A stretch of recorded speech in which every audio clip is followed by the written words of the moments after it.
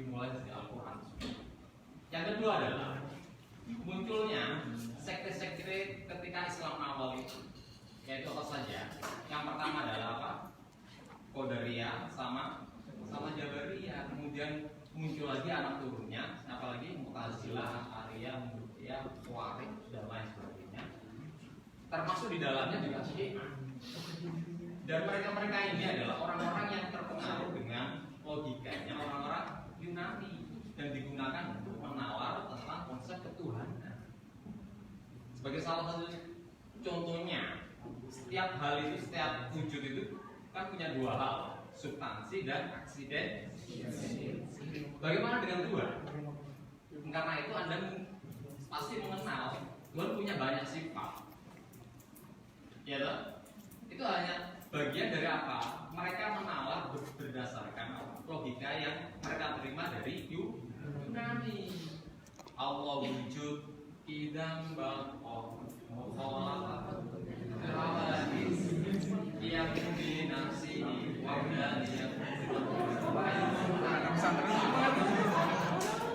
Allah itu esensinya satu, tapi sifatnya 20. Satu substansi, 20 aksidensi. Kalau kata Aristoteles, satu substansi, 9 aksidensi. Kemudian muncul persoalan. Nanti kita bahas di kuliah berikutnya. Kemudian tahap yang ketiga adalah tahap apa? Setelah munculnya sekte-sekte dalam Islam awal itu apa? Tahap ketiga apa? Munculnya terjemahan, fase terjemahan. Fase terjemahan. Yaitu ketika fasenya itu dimulai ketika zaman dinasti Abbasiyah. Zaman dinasti Abbasiyah, dan kita harus berterima kasih besar terhadap siapa? Orang-orang Kristiani Nestor. Mereka yang paling banyak berjasa dalam menerjemahkan buku-buku teks Yunani ke dalam bahasa Arab. Kalau tanpa sumbangsi orang-orang Kristen Nestor, tidak akan muncul filosofi Islam. Salah satu yang terkenal adalah siapa? Hunain bin Ishaq. Itu adalah orang-orang Kristiani. Dan Hunain dicatat sebagai terjemah yang sangat tersohor. Dan imbalan penguasa pada waktu itu adalah ditimbang dengan emas. Kalau Anda berhasil menerjemahkan teksnya Aristo, itu hasil terjemahan aja ditimbang dengan emas. Karena itu dosen nggak udah lagi insentif. Karena ketika dia menerjemahkan, dia sudah mendapatkan emas. Karena itu gerakan terjemah pada waktu itu begitu gemilang. Dan dalam bukunya Montgomery Watt itu disebut sebagai gelombang Helenisme pertama di dunia Islam. Jadi orang-orang Islam itu kemudian dapat bersentuhan dengan filsafat Yunani. Ini disebut sebagai gelombang Helenisme pertama. Sehingga muncullah fase yang keempat kalau nggak salah, yaitu adalah munculnya para filosof-filosof Islam dimulai dari Al-Kindi, the first philosopher, Al-Filsuf Al-Arab Al-Awwal. Dia adalah filosof Arab yang pertama. Al-Kindi ini muncul apa? Karena dia sudah terlebih dahulu membaca buku-buku yang sudah ditranslate ke dalam bahasa Arab. Lalu kemudian muncul siapa? Abu Nasr Al-Farabi, ya. Kemudian muncul lagi siapa? Filosof Islam yang besar, bukan badannya, tapi orangnya. Siapa? Abu Ali bin Sina, Avicenna, ya. Sina. Dan mereka ini adalah orang-orang yang menjelaskan kembali buku-bukunya Aristo. Lalu kemudian ada gelombang berikutnya adalah fase ketika filsafat itu kritik. Tahap yang keempat ya, yang kelima ya.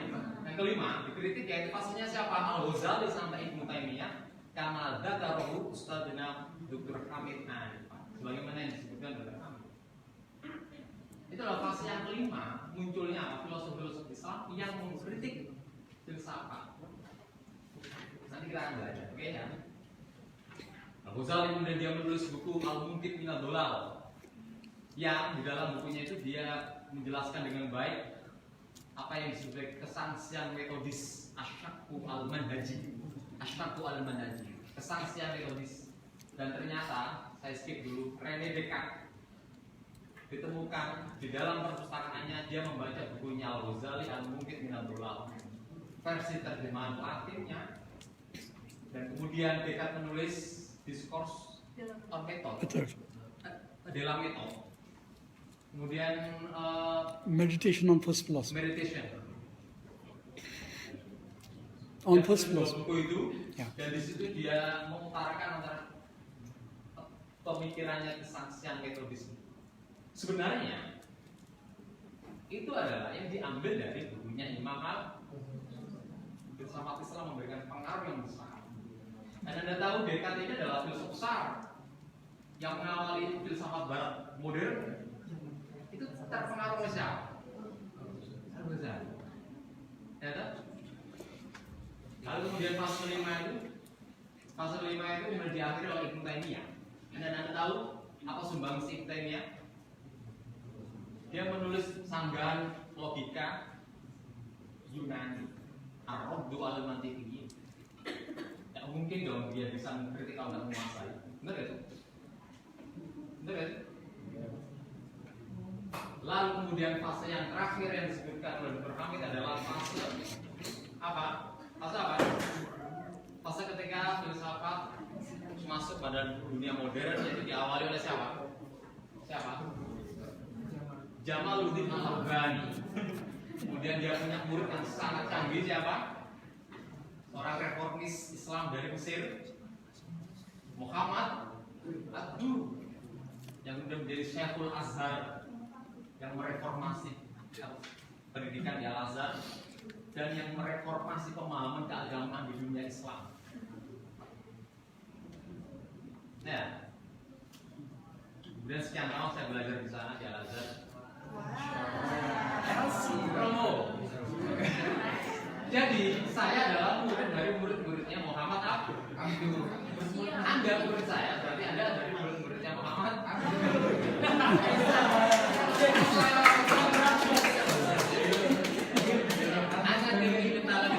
ما شاء الله. معنا أيضا تلميذ جمال الأفغاني. وقد ترجمت كتابه باللغة الأردوية من العربية.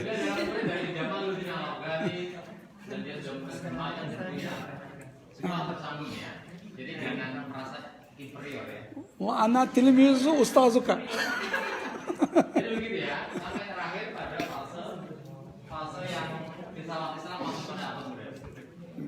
Teman-teman sekalian, nanti kita akan kuliah tentang filsafat Islam ya. Tidak mungkin saya bocorkan sekarang ya. Ini adalah pembagian yang skema yang ditawarkan oleh Dr. Hamid. Ada 6 fase. Sebenarnya selain skema yang ditawarkan beliau, ada skema yang lain sebenarnya. Dan nggak mungkin saya bocorkan, nanti saya datang ketika kuliah. Ya, oke. Jadi silakan ada waktu untuk bertanya. Karena sebagaimana disampaikan oleh Dr. Hamid, filsafat adalah question. Ya, silakan. Anda bisa bertanya. Kalau enggak, saya tunjuk. Silakan Anda bertanya. Bisa menggunakan bahasa Inggris, bahasa Arab, atau bahasa Indonesia. Silakan. Any question? Ayo silakan tanya. نعم. You may stand up. You may stand up. That's good. Yeah. MashaAllah. Walaikum assalam wa rahmatullah. I want to ask you about Ibn Rushd. Ibn Rushd is the conclusion that philosophy having a close relation with Sharia. How did he think about that, and what is his evidence? Good. Thank you. Some good another question? Very good question. MashaAllah. Yang lain? Silakan. Silakan. Saya tunjuk ya. Enggak mau. Ayo. Tanya. Iya. Yeah. But I have a question. Yeah. Sudden question. Stand up. Now, please. That's good. Everyone should look to the person who is asking question. So, Professor said that basically the other people say the philosophy, Islam philosophy comes from the philosophy from the West, but has also the perspective that philosophy of Islam has their own perspective. So, who said that the philosophy of Muslim comes from the West, and who said that the philosophy of Islam has their own perspective? Okay. Good. Some other question? So many philosophers, only 2 questions. Yeah.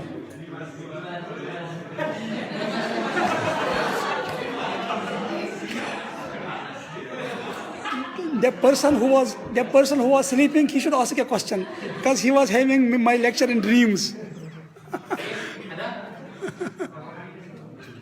Some other questions? So let me just reply the first question. That is, what is your name? Krishna.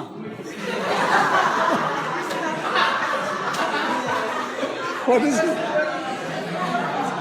Yeah? Niski. La haraj. MashaAllah.